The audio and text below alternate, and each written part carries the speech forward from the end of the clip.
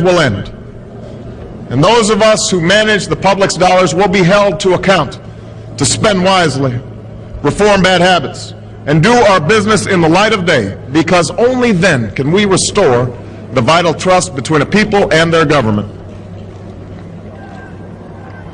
Nor is the question before us whether the market is a force for good or ill. Its power to generate wealth and expand freedom is unmatched. But this crisis has reminded us that without a watchful eye, the market can spin out of control. The nation cannot prosper long when it favors only the prosperous. The success of our economy has always depended not just on the size of our gross domestic product, but on the reach of our prosperity, on the ability to extend opportunity to every willing heart, not out of charity, but because it is the surest route to our common good.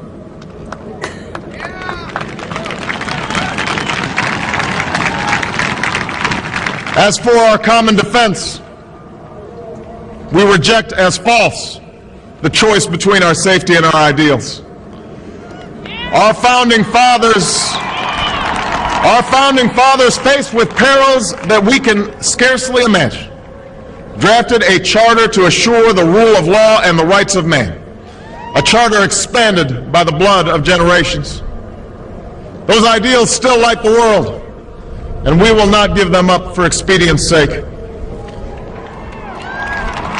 And so, to all the other peoples and governments who are watching today, from the grandest capitals to the small village where my father was born, know that America is a friend of each nation and every man, woman, and child who seeks a future of peace and dignity, and we are ready to lead once more.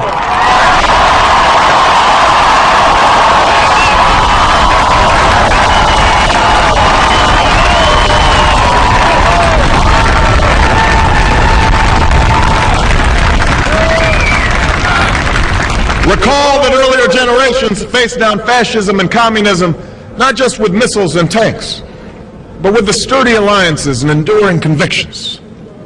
They understood that our power alone cannot protect us, nor does it entitle us to do as we please. Instead, they knew that our power grows through its prudent use. Our security emanates from the justness of our cause, the force of our example, the tempering qualities of humility and restraint. We are the keepers of this legacy. Guided by these principles once more, we can meet those new threats that demand even greater effort, even greater cooperation and understanding between nations. We will begin to responsibly leave Iraq to its people and forge a hard-earned peace in Afghanistan. With old friends and former foes, we will work tirelessly to lessen the nuclear threat and roll back the specter of a warming planet. We will not apologize for our way of life, nor will we waver in its defense. And for those who seek to advance their aims by inducing terror and slaughtering innocents, we say to you now that our spirit is stronger and cannot be broken. You cannot outlast us, and we will defeat you.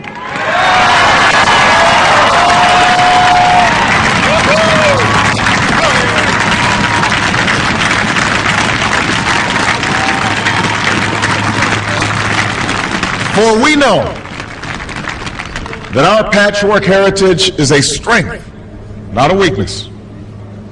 We are a nation of Christians and Muslims, Jews and Hindus, and non-believers. We are shaped by every language and culture, drawn from every end of this earth. And because we have tasted the bitter swill of civil war and segregation and emerged from that dark chapter stronger and more united, we cannot help but believe that the old hatreds shall someday pass, that the lines of tribes shall soon dissolve, that as the world grows smaller, our common humanity shall reveal itself, and that America must play its role in ushering in a new era of peace. To the Muslim world, we seek a new way forward, based on mutual interest and mutual respect. To those leaders around the globe who seek to sow conflict or blame their society's ills on the West, know that your people will judge you on what you can build, not what you destroy. To those who cling to power through corruption and deceit, and the silencing of dissent, know that you are on the wrong side of history, but that we will extend a hand if you are willing to unclench your fist. To the people of poor nations, we pledge to work alongside you to make your farms flourish and let clean waters flow, to nourish starved bodies and feed hungry minds. And to those nations like ours that enjoy relative plenty, we say we can no longer afford indifference to the suffering outside our borders, nor can we consume the world's resources without regard to effect. For the world has changed, and we must change with it. As we consider the road that unfolds before us, we will remember with humble gratitude those brave Americans who, at this very hour, patrol far-off deserts and distant mountains. They have something to tell us, just as the fallen heroes who lie in Arlington whisper through the ages. We honor them not only because they are the guardians of our liberty, but because they embody the spirit of service, a willingness to find meaning in something greater than themselves. And yet, at this moment, a moment that will define a generation, it is precisely this spirit that must inhabit us all. For as much as government can do and must do, it is ultimately the faith and determination of the American people upon which this nation relies. It is the kindness to take in a stranger when the levees break, the selflessness of workers who would rather cut their hours than see a friend lose their job, which sees us through our darkest hours. It is the firefighter's courage to storm a stairway filled with smoke, but also a parent's willingness to nurture a child that finally decides our fate. Our challenges may be new. The instruments with which we meet them may be new. But those values upon which our success depends, honesty and hard work, courage and fair play, tolerance and curiosity, loyalty and patriotism, these things are old. These things are true. They have been the quiet force of progress throughout our history. What is demanded then is a return to these truths. What is required of us now is a new era of responsibility, a recognition on the part of every American that we have duties to ourselves, our nation, and the world, duties that we do not grudgingly accept, but rather seize gladly, firm in the knowledge that there is nothing so satisfying to the spirit, so defining of our character, than giving our all to a difficult task. This is the price and the promise of citizenship. This is the source of our confidence, the knowledge that God calls on us to shape an uncertain destiny.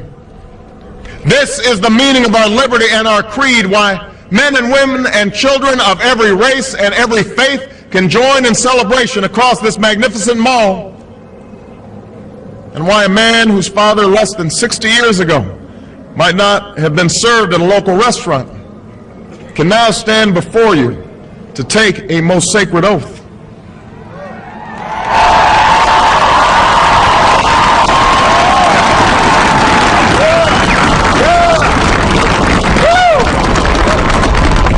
So let us mark this day with remembrance of who we are and how far we have traveled.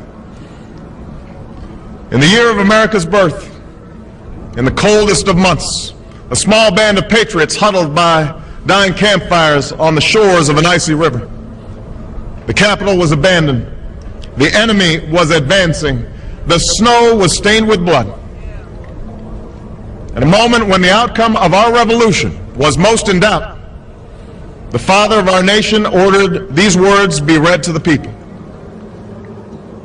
Let it be told to the future world that in the depth of winter, when nothing but hope and virtue could survive, that the city and the country, alarmed at one common danger, came forth to meet it.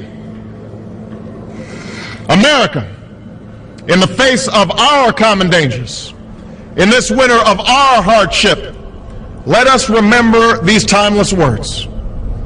With hope and virtue, let us brave once more the icy currents and endure what storms may come. Let it be said by our children's children that when we were tested, we refused to let this journey end, that we did not turn back nor did we falter. And with eyes fixed on the horizon and God's grace upon us, we carried forth that great gift of freedom and delivered it safely to future generations. Thank you. God bless you. And God bless the United States of America.